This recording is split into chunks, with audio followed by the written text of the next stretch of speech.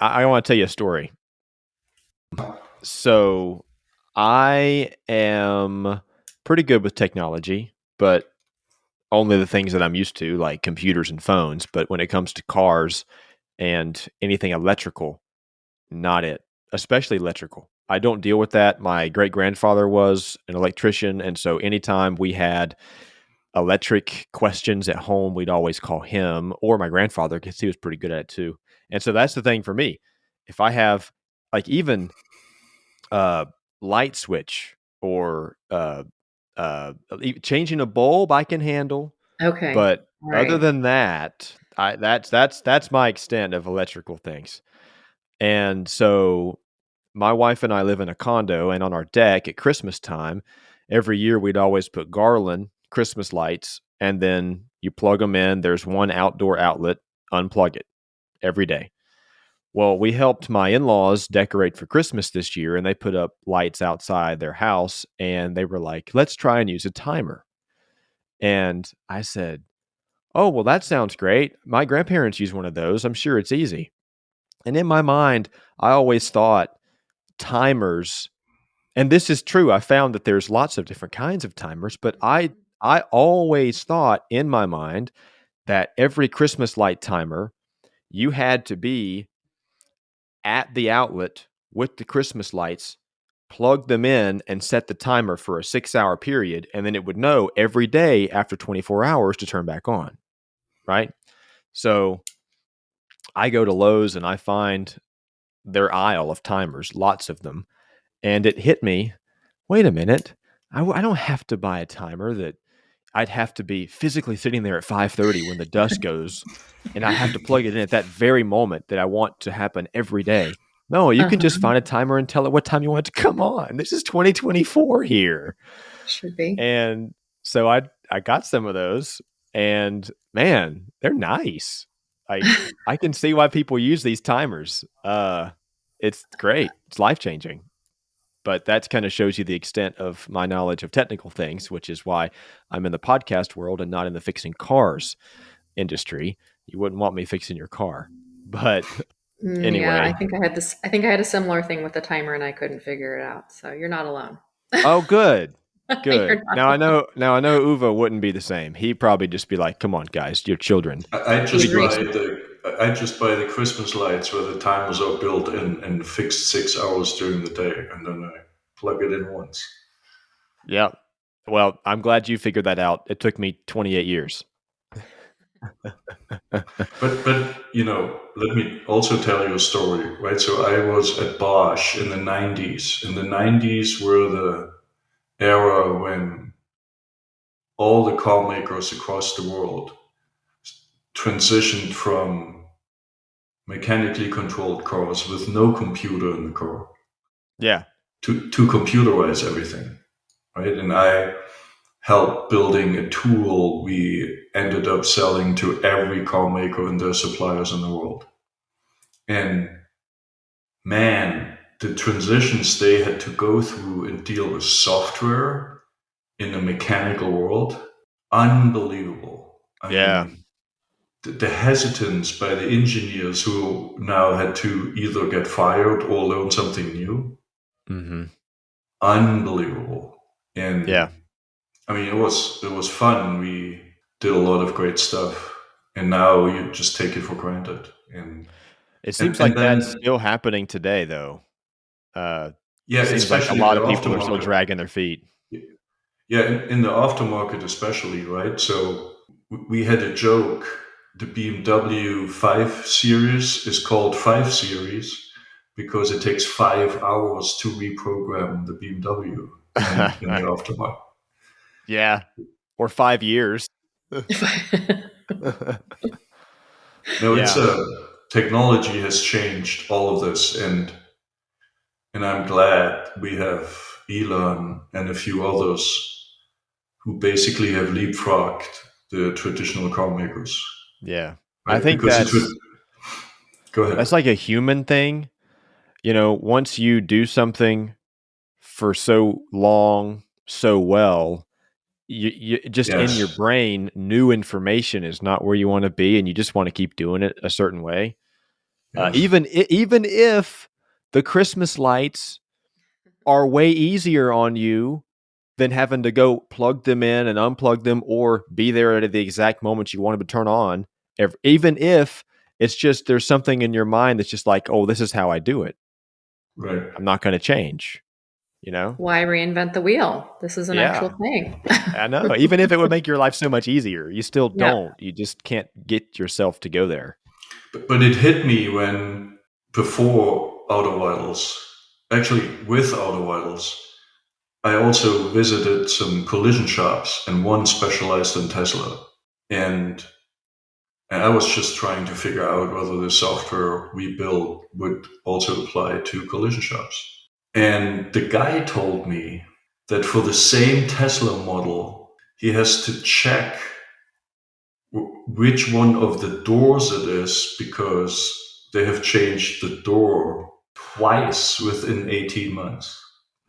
Remember, Tesla thinks of a car as a software and wheels. They just think and act like it is software and wheels. You can change software anytime. So just build 3 different doors and forgetting what logistical nightmare that is, right? Yeah. Whereas the traditional car makers, they would look at changing a software version as the most difficult thing on the planet. Because Yeah. the moment you are responsible for the change of what's called a bill of material, where everything is listed in the car, if you're responsible for a change of it, you run the risk of getting fired Right. because it's a mistake, right? Not something good, right? It's really it's not just something new. It's a paradigm shift of the Yeah. highest order of. Yeah. We haven't even grasped it yet, in my opinion.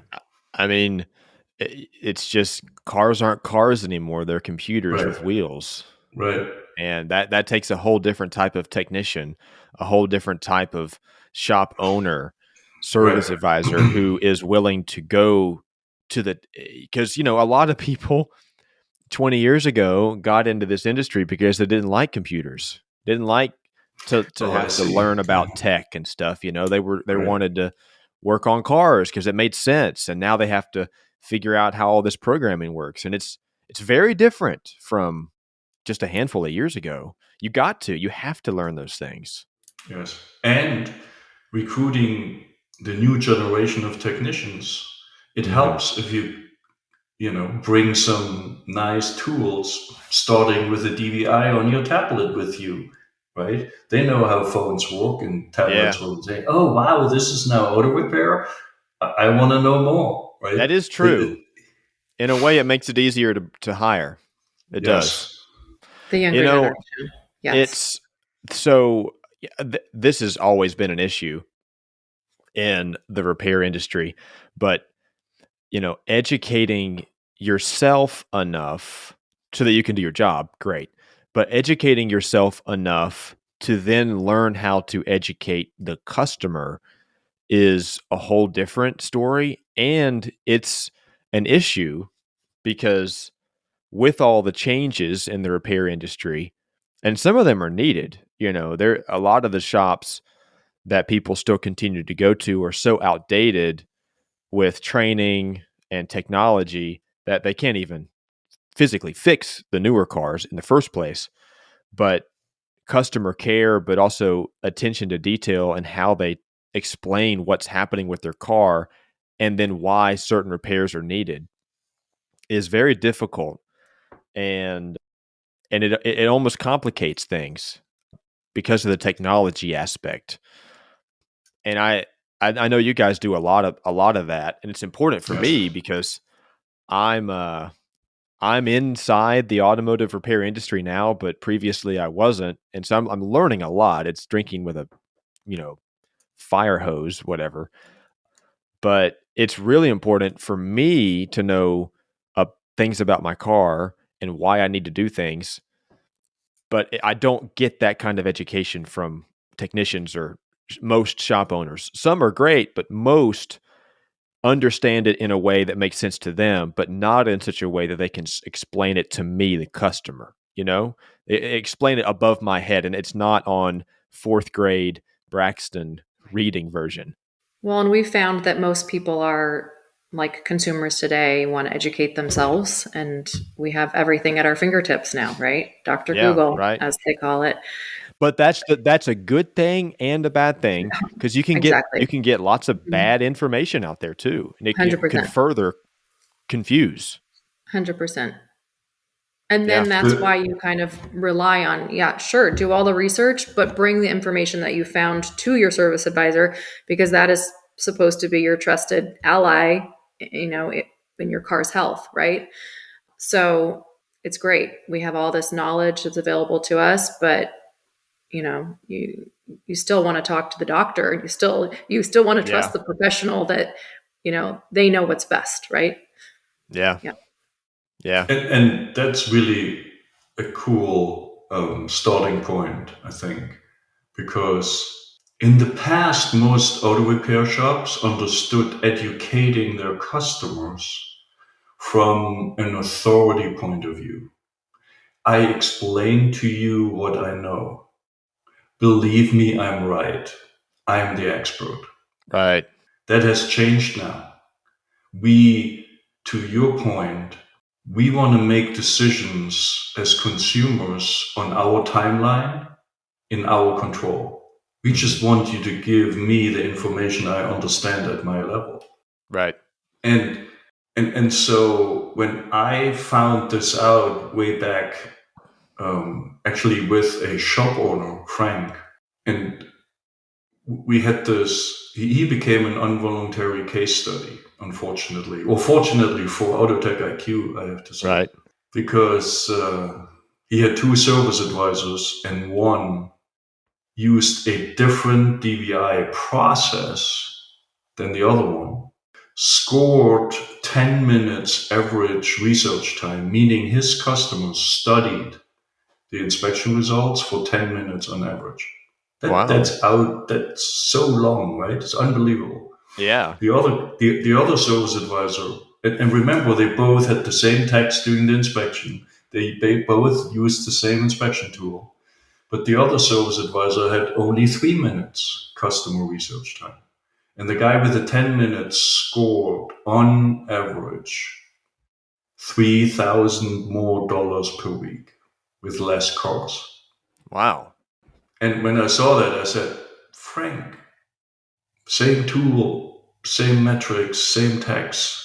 Listen to the phone call. That's my only explanation. And one guy just used the traditional process, right? Explain everything on the phone, talk down to the customer almost. And it's a huge download of info, number one. Yeah. I mean, just put yourself in consumer shoes. You get a phone call I don't while have to. at home. I am. Right?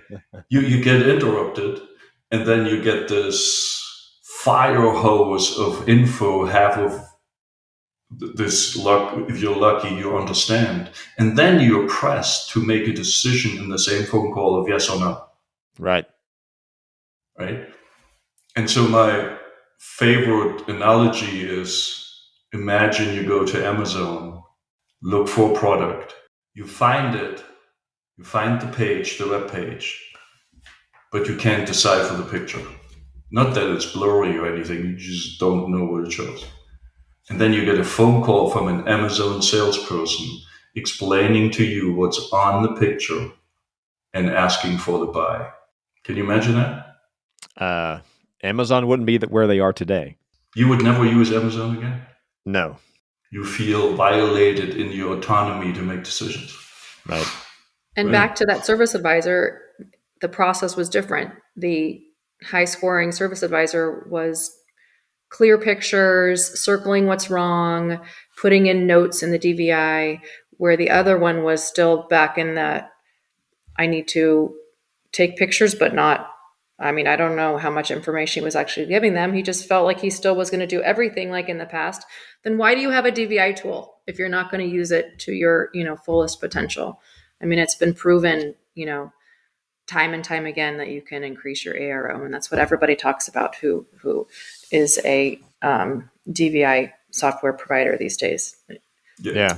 Yeah. One of my favorite coaches, Mike Bennett, said once, this is a belief system you have to change, right? Going from be the authority and explain to meet the customer, pick them up where they are in their knowledge, and give them the ability to educate themselves. Mm-hmm. Yeah, Not you want a friend. You want somebody to talk through stuff. You don't want to be sold all the time. 100%. Exactly. Yeah. You want to buy, not be sold. That's why we save numbers in our phones. So the one that you don't know, you don't answer because it's probably a spam call. Nobody wants that.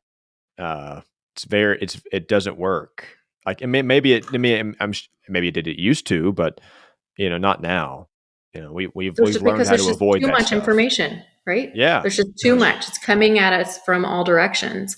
Yep. And yeah. But there are other Information examples, right? You go to the mall because you still want to buy maybe something you want to test, or shoes. Do they fit? Right.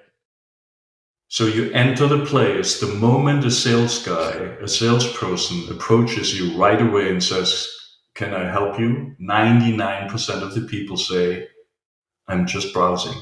I'm just looking around." Until you have developed in your head what you're looking for, and then you go to them and ask questions. Yeah. Same thing here.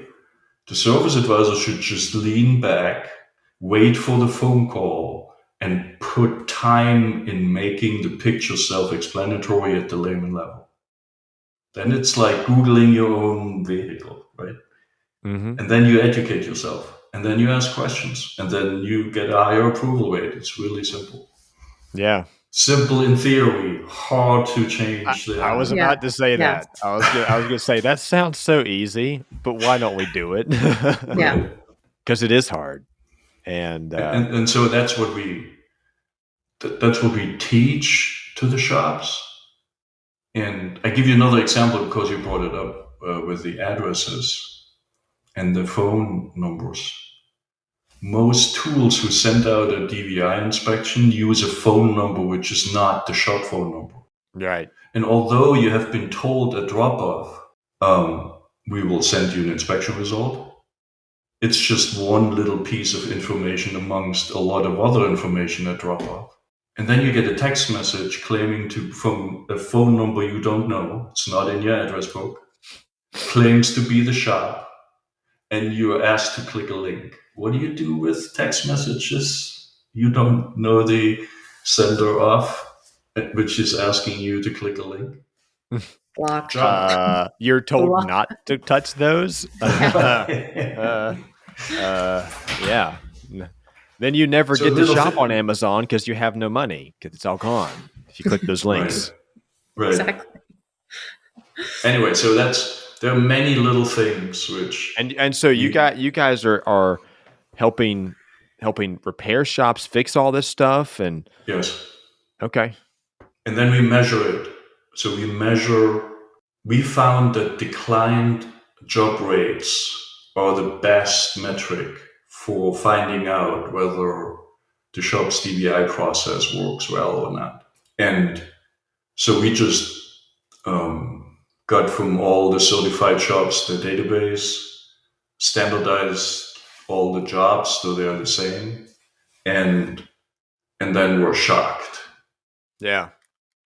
Because the highest decline jobs by numbers, not by value, are filters. You should think using the DVI makes a filter sale easier. Doesn't seem to be. Yeah, because you can clearly see how dirty it is. Exactly. But then stuff like, what is dirty? Right? When you check your AC filter at home, is that dirty? Do you change it because the timer told you? Or do you remember and then look up, oh, it's not dirty, I can leave this. Same with the car. So a little trick is just have always clean filters ready in a Ziploc bag for the techs. And then when they pull out the vehicle's filter, hold the other filter next to it, and then you know what's dirty. Yeah. right away. No matter how dirty it is dirty, right? Yeah. Because you have the contrast to clean. But there's definitely something in the customer's mind because I've been there. You're sitting in the car, you got an oil change, tire rotation, some minor stuff done, whatever. Right. And then the tech or whoever's doing this comes up to you, and sometimes they'll. Now, I've never seen a tech. That's a good thought to compare contrast, but sometimes they'll show you the filter, and you can see that it's dirty. But somewhere in your mind, you say, "Oh, that can wait 2 more months." Yes. Or And they'll say, I'm going to do it myself, and right, never gets right, done. and then you don't. Yeah. Yes. Yeah. And I mean, I've been there. I've done that. And so there's this thing in our minds as consumers of everything. You're always trying to find the scale of is it worth the cost? Do I have the money right now? What and usually filters are not expensive. They're relatively affordable. But the customers, and this is what I was kind of talking about earlier, was there needs to be better education from repair shops to customers of why things need to happen and why they need to happen now, because the chain domino effect of bad filter that causes other repairs down the road, if you don't keep it clean, you rationalize it in your mind of, I can put that off 2 more months, but in 2 months, the type of damage that could be happening that hurts your car in the long run, you don't think about that. So that's why the technicians and shop owners need to have a better way to explain that to customers, because you're always going to want to say, no, I'm not going to do that right now. And the interesting thing is we found, and we're not quite at the end of the journey yet, is there are now so many technical videos out there which are being attached to the DVI result. Yeah. Focus on being technical. Right? Some are 2 minutes, some are 30 seconds, but it's all about how the car works, right? And we don't find them very effective. The click rate on those educational videos is not as high as everybody likes it to be. Yeah. And so we have now taken a different approach and are testing it. And Krista and Frank did a little interview, right? So we want to try to go into the customer's mind and ask the shop the typical questions. Why do I need to switch out the filters? Seems to be not necessarily not important, right? And so we really have to pick up customers where they are and not overwhelm them with technical details. Yeah. And that's why, the first thing that you see, I love when you go to autotechiq.com, it helps, and you explain this better than me, so please do, but it helps a car owner, myself, go onto your website, educate myself to the extent that I want to be educated, and then find a repair shop that is transparent, that I can trust, that educates customers the right way. And then you can choose. You have a list of these shops on your site. So I think that's super important as we try to talk about changing the industry. And I've talked about this. Industry needs to change, needs to improve, needs to progress, all these things. And there are a lot of shops that are doing that. But the industry itself, the more it grows, that's fantastic. But somewhere along the line, the customer base and the public have to come along too to understand these things. And so there's a lot of education happening and things are improving, but we've got to somehow help the customer base too. And I think that gets left out a lot. And the other way around, I have to tell you, it was really interesting with Auto Vitals. In the beginning, it was all holy grail was what the shop owner told us. And then when we started measuring the interaction of their customers with our product, how long they were doing certain things, we started educating shop owners how to build the inspection result simply because we had the data and were surprised ourselves, right? And this Amazon example shows to me at least, customers are already there. They don't want to talk to somebody on the phone, at least not until they have a question. Right. And we just need to pick them up where they are, because Okay. we buy on Amazon, we buy whatever. When stuff doesn't work in my household, I Google it. I don't pick up the phone and call the HVAC guy. Right. Yeah, but to your point, I'm not a millennial. Yeah. And to your point, I mean, I think there is still a lot of education that needs to be done. And that is part of our mission, is to educate the consumer about a digital vehicle inspection and why it is important. Yes. And also the crossover with that is, as you were saying, is preventative maintenance, right? Super important. Mm-hmm. We are firm believers in, not the customer that shops around for the cheapest oil change job. That's not your lifelong customer, right? The guy that's price shopping. We don't do any of that on our website. We just want to link up consumers with shops who have great Google reviews and use technology and the transparency technology, like a digital vehicle inspection. Yeah. And I think, obviously, if you have an issue with, like you were saying, Uwe, is you have an issue with something, you Google it. You have an issue with your car, you Google repair shops near me, whatever. You'll find, the top hits of good review shops, ones that spend money that are recommended to you, things like that. Mm-hmm. But I mean, I, this is just me, but I think more people need to know about what you guys are doing, because Autotech IQ, when you go there and you can find a shop with the trusted shop locator that you guys have, because some of the shops that have good reviews still aren't good shops. They're just well liked. And so if I, as a consumer, know about Autotech IQ, I can go there, I can educate myself, or I can find a good shop.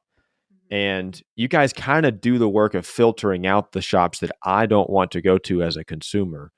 And so more people need to know about what you guys are doing, because it's a revolutionary idea, much like DVI was back when you first came up with it. 100%. But I believe this is one of the things that I've talked about a lot, is what I was saying a second ago, was need to help the customer base. It's just as much as we're helping ourselves, got to help the customer base. And that's exactly what you guys are doing with this. I think it is fantastic. We just got to get more people to know about it. Yeah. Thank you. Yeah, there's no other online directory that vets out shops like we do. No. Uwe certifies the shop to ensure that their process is up to par. And if not, then we have tools to help. And if it is, then you get certified, listed on the top in your area, but you have to meet those qualifications of having a website, having a high Google review, because we kind of want to be known as a directory for the best of the best shops. Right. Which doesn't exist. Yeah. Well, it's a circular conversation, but Chris Cotton, who is with Auto Shop Coaching, and Cecil Bullard with the Institute for Automotive Business Excellence, both in the coaching realm, and they have a similar conclusion, but different starting points with the conversation, but about the tech shortage. And Chris Cotton always says, well, we don't have a tech shortage, we have a good shop shortage. Mm-hmm. And Cecil's like, well, we kind of have both. But it's true. Going to your site is so helpful, but it also is kind of hard to find that shop that is good, because they are hard to find sometimes, that does everything right.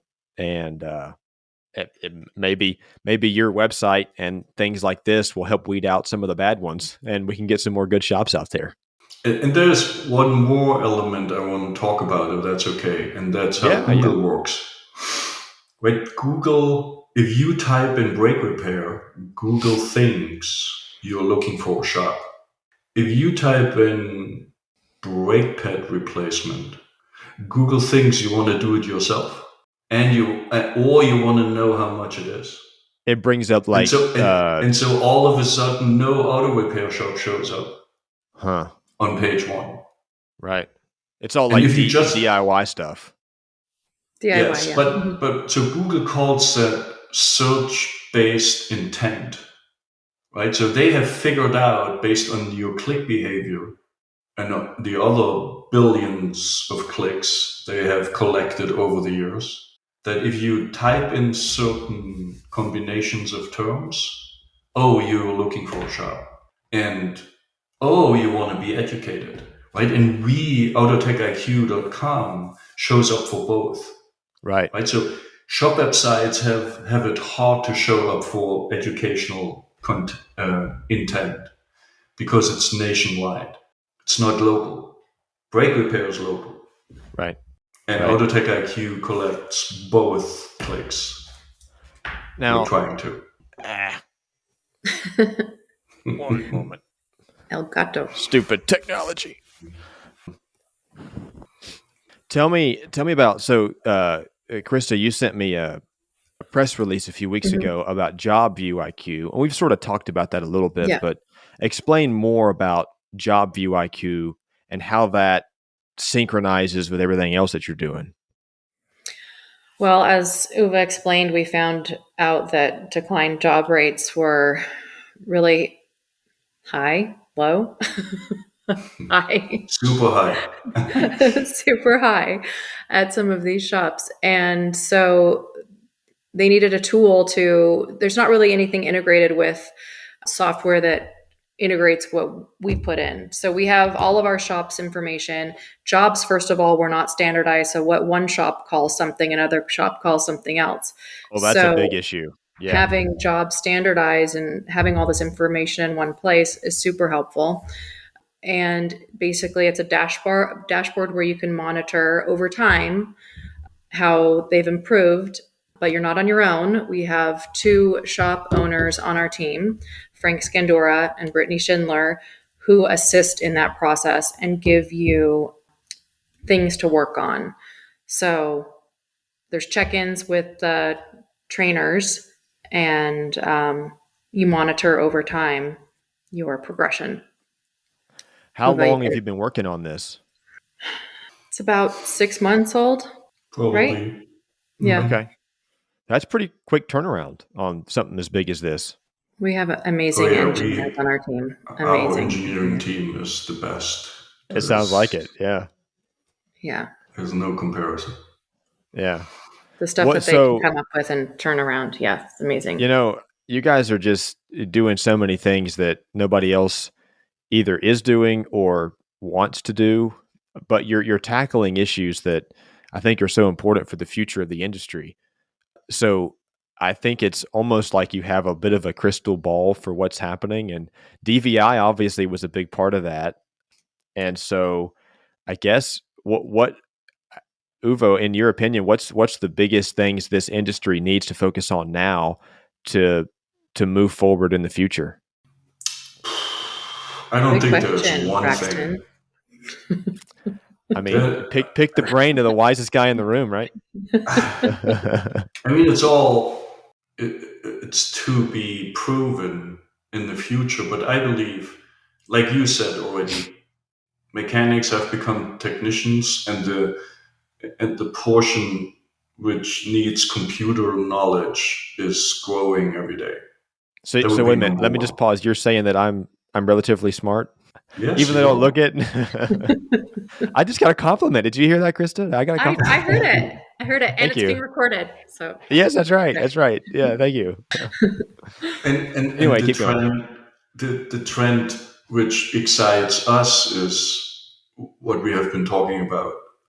Empower customers to make their decisions because everybody else does. Right. People have figured out that if you empower your customer and make them smarter so they make the decision, instead of you talking down on them with authority, is going to create a much better outcome for the shops and for their customers.